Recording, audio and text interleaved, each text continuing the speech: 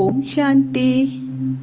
आइए सभी मिलकर सुनते हैं कहानी अजामिल की। बाबा हमेशा मुरली में कहा करते हैं कि अजामिल जैसा पापी देखना हो तो यहाँ देखो। दया और क्षमा के सागर परमपिता परमात्मा शिव बाबा इस धरती पर अवतरित होकर अजामिल जैसे पापी और पत्थर जैसे कठोर आत्माओं का भी उद्धार करते हैं। तो आइए सुनते हैं कहानी अजामिल की। कन्याकुंज नामक एक शहर में एक ब्राह्मण रहता था। वह बड़ा विद्वान और चारों विदों में माहिर था। उनकी पत्नी गुणवान थी। उनके पुत्र का नाम अजामिल था। माता पिता अपने बेटे की पालना बड़े ही प्यार से करते थे। अति लाड प्यार से अजामिल लापरवाह हो गया। कुसंग में फंसने के कारण उसका ध्यान पढ़ाई से हट गया। यहाँ तक कि उसने पवित्रता की निशानी जौनई तक को भी निकाल दी और विकारी मनुष्य बन गया। कुछ समय पश्चात उसका एक स्त्री से लगाव हुआ और उसने उसके साथ विवाह कर लिया। शादी के बाद माता पिता को भूलकर वह अपने पति के साथ ही रहने लगा। अजामिल के क्रूर व्यवहार के कारण मित्र संबंधी उससे दूर रहने लगे। मित्र संबंधियों की दूरी का उस पर कोई प्रभाव नहीं पड़ा।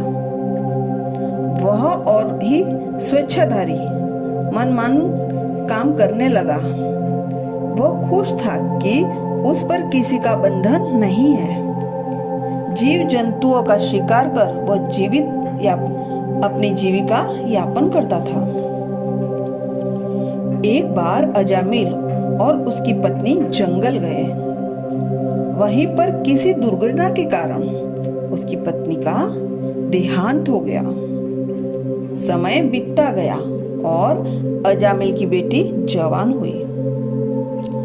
अजामिल जो अब तक पूरा भोगी बन चुका था और विकारों के कारण अपना विवेक खो बैठा था, अपनी बेटी पर ही मोहित हो गया। उन दोनों के 3 बेटे हुए। उनमें से 2 मर गए और तीसरे का नाम नारायण रखा। अजामिल अब वृद्ध हो गया।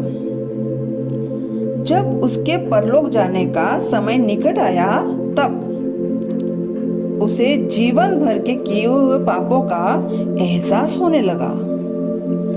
पश्चाताप की अवस्था में वह अपने पुत्र नारायण का नाम लेने लगा और उसे पुकारते पुकारते मर गया। अजामिल के मरने के बाद यमदूत उसे नरक में जाने के लिए आए। साथ साथ विष्णु के दूत भी अजामिल को स्वर्ग में लेने जाने के लिए आए।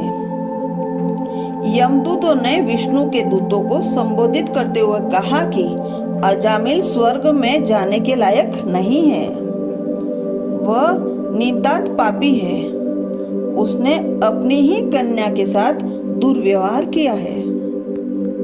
तब विष्णु के दूतों ने उन्हें समझाया कि यदि कोई जाने अनजाने में विष पीता है तो मर जाता है, वैसे ही कोई जाने या अनजाने में ईश्वर का नाम लेता है और अपने पापों का प्रायश्चित करता है तो वह स्वर्ग में जाने योग्य हो जाता है। ऐसे कहते हुए विष्णु के दूत अजामिल को स्वर्ग में ले गए। कई कथाओं में अजामिल को एक नेक आदमी की तरह भी दिखाया गया है। वह बड़ों का आदर करता था, बहुत रहमदिल और सच्चा इंसान था, पर शादी के बाद वह बिल्कुल ही बदल गया।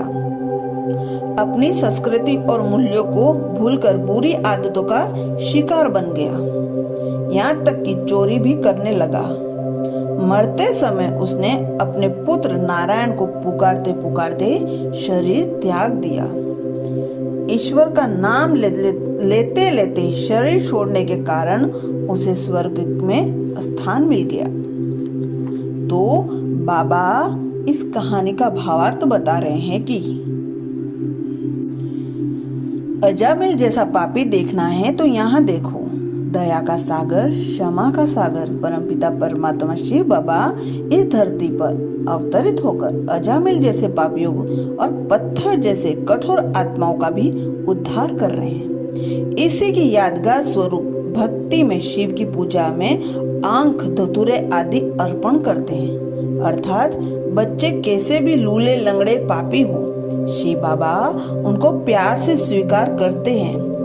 भगवान की स्मृति में इतनी शक्ति है कि अजामिल जैसे पापी को भी जो अंत में भगवान का नाम लिया तो भी स्वर्ग की प्राप्ति हो गई। लेकिन अजामिल स्वर्ग में उच्च पद नहीं पा सका।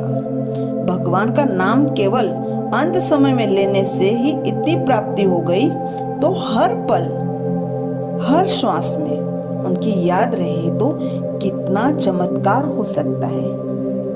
अच्छा, ओम शांति।